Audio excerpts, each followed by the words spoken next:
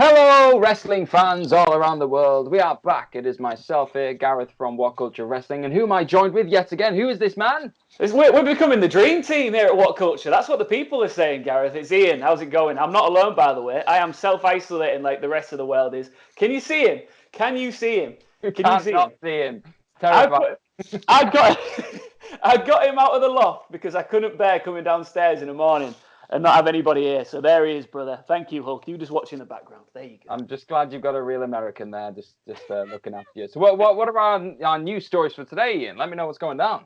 Well, WWE has reportedly filmed multiple endings to WrestleMania matches.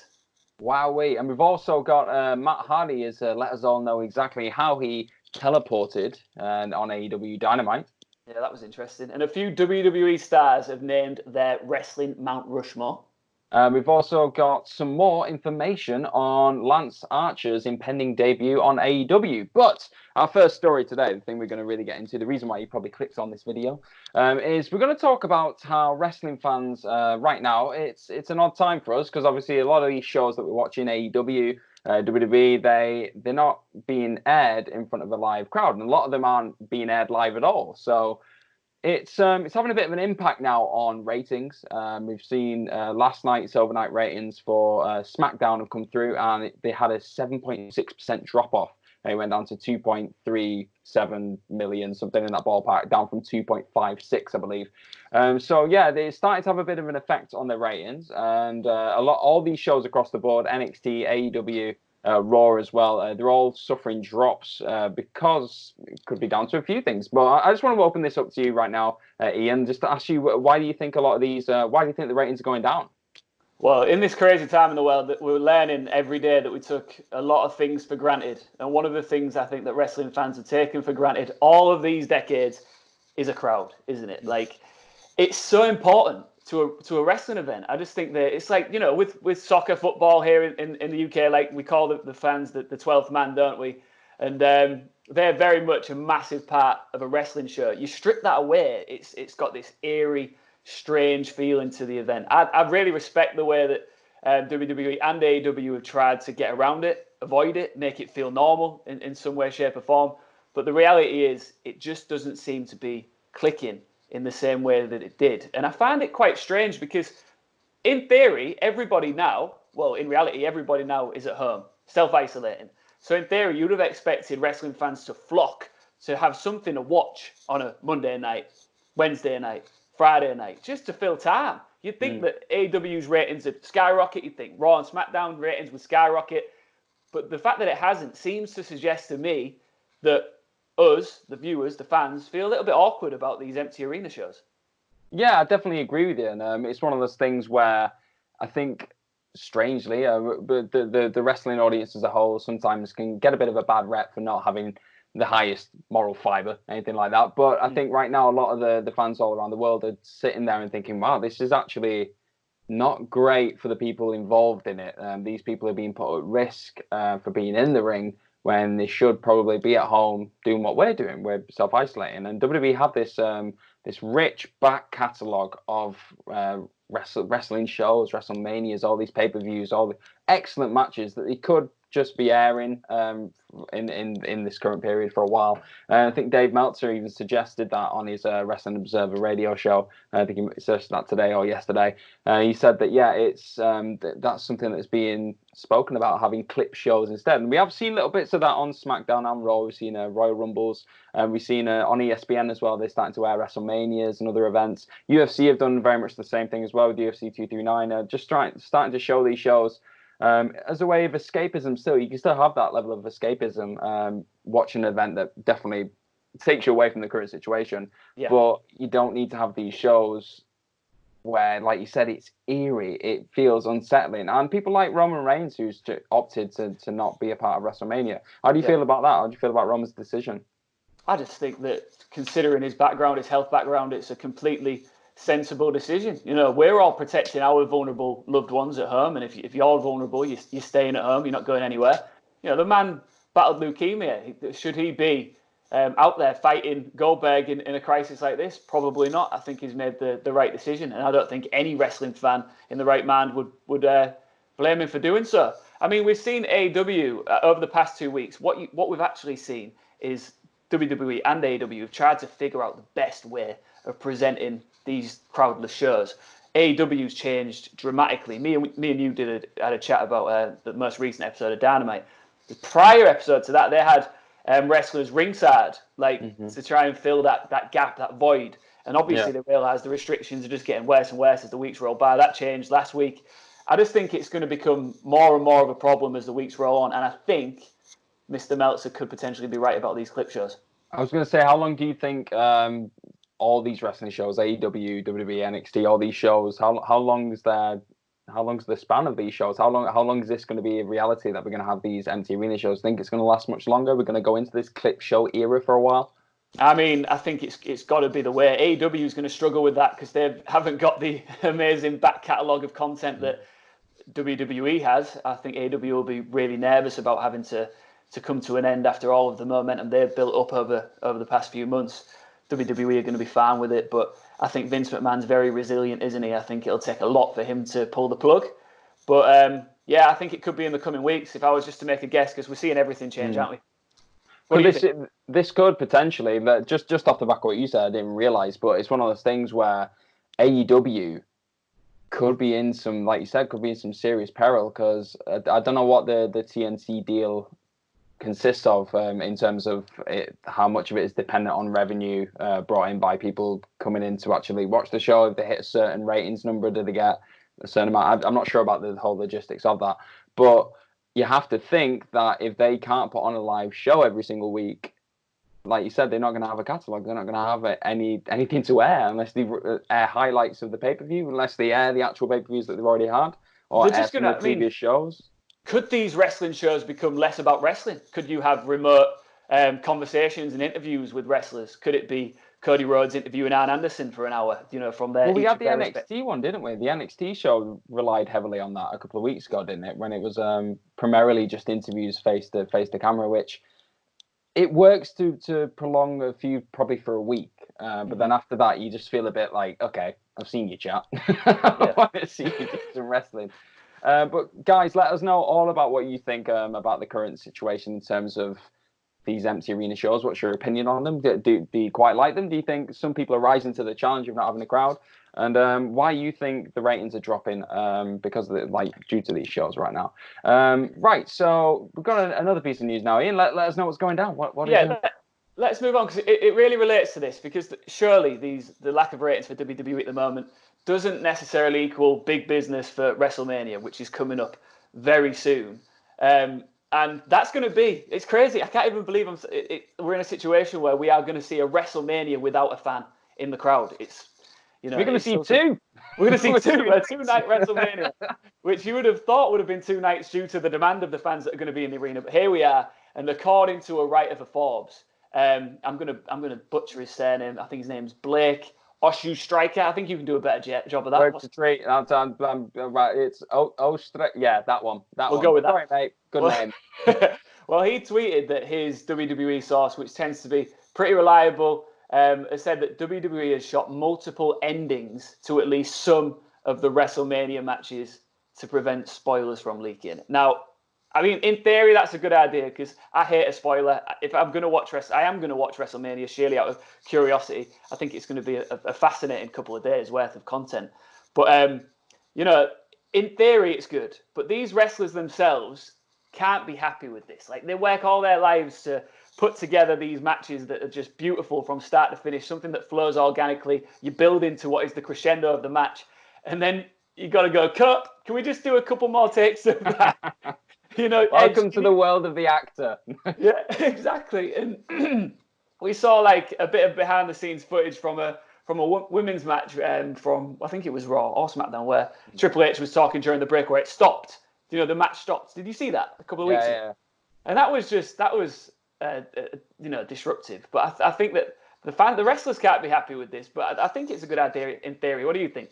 I agree, but it is one of those things where we live in a current age where if there's fans in an arena, and if a show's pre-taped, we see it when SmackDown or Raw comes to the UK and we get the spoilers early and everything else. But we just can't help ourselves as fans. Obviously, it's our job. It's our job to cover these things, and we try our best to make sure that we don't have any spoilers in certain videos. And if we do have a spoiler, we put a nice big flag there saying spoiler. But some wrestling fans aren't as considerate, which is just the nature of the beast. So I think it's wise to do this, but equally, I fully agree that must be absolute torture for somebody who's putting the heart and soul into a match, and half of a match is pacing and everything else, and suddenly going, okay, you've paced this incredible match out, and now just stop. Okay, keep sweating, keep that exact same thing you just did, brilliant. Now just change this, and it's like, I get it. It's just a physical performance. I get that, but equally, it'll be interesting to see if some of the performances are hollowed out by this on the night side. Some of the actual payoffs at the end of the night. If Drew McIntyre was to win the WWE Championship, let's say in theory, if that was take 4, it'd be interesting to see. It's going to ruin his moment, isn't it? You know, if that was the case. But like you see, I'm completely spoiler free, and I'm gonna keep that way because I just want to enjoy it normally and organically. But yeah, I just think it's another example of how wrestling is suffering at the moment in this current climate. It's a tough time. Definitely. Moving on after this, so we've got AEW. Obviously, we did our lovely What Went Down video. Check that out on YouTube currently on WhatCulture Wrestling. And on that show, you may have noticed we had a bit of a chat about it. That Matt Hardy, he did some weird teleportation stuff to get down to the ring. We as we watched it, we were just like, this is incredible. Matt Hardy can teleport now. Fantastic. Of course he can. But no, apparently he can't, because he mentioned on Twitter, AEW quoted his tweet and did a bit of a thing on it. But they said teleportation, ? No. Matt Hardy brand explains how Vanguard 1 and his fleet of aerial assault drones projected an array of images of the Broken One to confuse Chris Jericho and hasten the Painmaker's descent into madness during last week's AEW Dynamite. And then Matt Hardy went into a bit more detail, said, heavens to Neric, Vanguard 1. Our plan at last week's AEW Dynamite was practically perfect. We left the Maker of Pain, Jericho, absolutely mentally intercoursed after you and the aerial assault robots flawlessly projected my plan. It was magic. So, yeah, there's us told. He didn't teleport. He got Vanguard 1 and the assault drone to flash him down. It made sense because it was the cuts were quite jarring. There wasn't like a poof, like teleportation thing. It was like visual. What do you think of that? The projections. Well, like you mentioned, we did the What Went Down episode.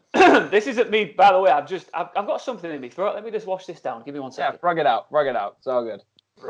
Okay.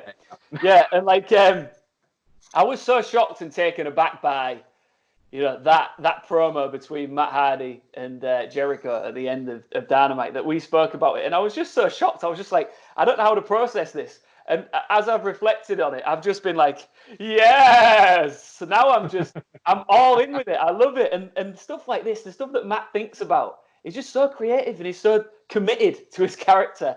And the fact that he's tweeting this out, I just think, oh man, I can't wait to see where it goes. I'm in love with the broken Matt Hardy character, and I continue to be over the. Let's see if it happens over the coming weeks. Yeah, it's been good, and obviously the way they've used Vanguard 1 as well. We mentioned that, like the way you used him for the Nick Jackson. Was it the Nick Jackson health update, the medical update? 62%. 62%. It was brilliant. Yeah, it was great work of a character in his entire universe, like you said. What have we got next, Ian? What's going on? Well, let's talk about wrestling Mount Rushmores, because a few WWE stars have named theirs. There's some controversial picks in here, and a lot of the wrestlers are staying in character.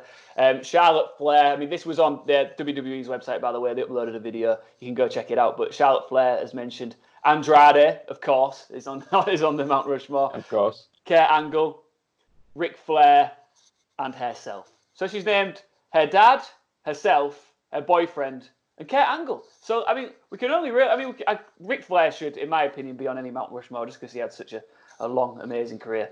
Andrade, I'm not sure about that. Kurt Angle is a man who I don't normally see thrown in there on Mount Rushmores, but he was named on another one as well. Jason Jordan picked Kurt Angle. His dad, isn't it? That's what it is. His dad, in it? Of course, yeah. Of course, I forgot about that. He named Mr. Perfect twice, another man who doesn't get the respect he deserves, and Stone Cold Steve Austin. That's an amazing choice. And I'll just pick one more. Seth Rollins picked The Rock, Hulk Hogan, Vince McMahon, Steve Austin. Nobody mentioned the Undertaker. I think the Ian. So you beat me to this. So what's going on? Who's your Mount Rushmore? Come on, tell me. You got to tell the world. Oh, okay. Well, this man's got to be on there because he changed the biz several times. He did it once in the 80s. He did it again, NWO, and then he came back and he did it with The Rock at WrestleMania 18. So what are you going to do, brother? So Hogan's on there. Got to throw The Rock in there. He's just like transcended the wrestling world. Undertaker, just because his longevity has been on a whole other planet. The only it's a toss up between Steve Austin, because he was like the biggest wrestler of all time, obviously, and Shawn Michaels, just for his match selection. I don't know. Oh, it's tough. It is, and that's one of those things. It's trying to assess what each star meant to their era in relation to what other stars did. Do you know what I mean? So you can say Shawn Michaels was brilliant, but in terms of his era, you probably say Hogan in WCW was the biggest star, and it's things like that. It's hard breaking out who the better pure wrestler was, and who the actual biggest. And that's what Becky Lynch did, didn't she? She went through the superstars. She said, "Oh, superstars, you've got to go Hogan, Austin, Rock, Cena, as in big characters." And then for wrestlers, she went Flair, Michaels, don't know, the Angle, and can't remember the other one. She said somebody else, but she went for like pure wrestlers and superstars. So it's tough. It's tough to. So come on then, let's go. Come on, Gareth. I was beating around the bush. I think I'd go The Rock. I'd probably go Michaels. I've got to put him in there, but I mean, I know it's controversial. Cena's in there because he's just one of the dominating an era, really. Like 10 years. It's just one of them. Like he's in terms of relation to his era, it makes me shudder, but he has to be there. After Michaels, right? Yeah, then Austin. So Michaels, Rock, Austin, Cena. So no Hogan in mind, sadly. After this, then, so we've got, obviously, there are Mount Rushmores. Let us know what your WWE Mount Rushmores are as well in the comment section below. And our last piece of news is regarding Lance Archer, who obviously it was mentioned on Dynamite last week that he would be getting his in-ring debut this week on AEW. But Cody Rhodes, even though he said, he was the person who gave him the debut, he said the debut will not be against him. He said, he said this on Twitter, he said, "I appreciate Lance and his skill set. AEW is glad to have him. I'm not interested in social media angles, though. He will debut this week, but not against me. He has zero record with AEW. Me wrestling him does a disservice to others climbing into the top 5. Maybe down the road." So this pretty much suggests that, and I like it because they're really keeping in kayfabe with the actual the rankings and the records they're setting right now, that if somebody's not won a certain amount of matches, you can't even wrestle them. What do you think of that? Seriously, they're taking it seriously. I like it. I think that Cody should be avoiding Lance. Lance should come in and he should get involved with a squash match. Like, I love the build for him. I'm interested by. I love Jake the Snake Roberts. I love how they're using him. And I think that the first match should be a complete squash. Keep building. Hopefully, we can keep building over the coming weeks. We'll see how it all pans out, and then build to that big match with Cody. Because to give us it straight away, it's not the right way to do it. I don't know enough about Lance yet to see him in the ring with Cody. I need to know more about him. I like this, yeah, and they've excelled in that AEW recently with that slow burn mentality with their storylines. We mentioned that with Kenny Omega. I mentioned that hopefully they're going to start doing that with Brody Lee as well as the Exalted One. So yeah, we wait with anticipation to see what happens next with Lance Archer and obviously Jake the Snake Roberts. But those are our news stories. They have been our topics today. Let us all know about what you guys think back home about any of these news stories today that we've had. We've covered a fair bit there. But where can they find you, Ian, on Twitter? Where can they follow you? At Ian Chambers, Ian with 2 I's, IAIN. What about you, Gareth? Spell it right this time. I'm proud of you. You can find me on gmorgan04 on Twitter. Don't forget to follow WhatCulture Wrestling on Twitter as well, and WhatCulture Combat. Check out all the videos that we've got on YouTube. Hopefully we'll see you very, very soon. But for now, stay safe. Hope you're making the best of your time right now that you've got in isolation. And hopefully the good wrestling keeps on coming. So see you soon. Look after yourselves.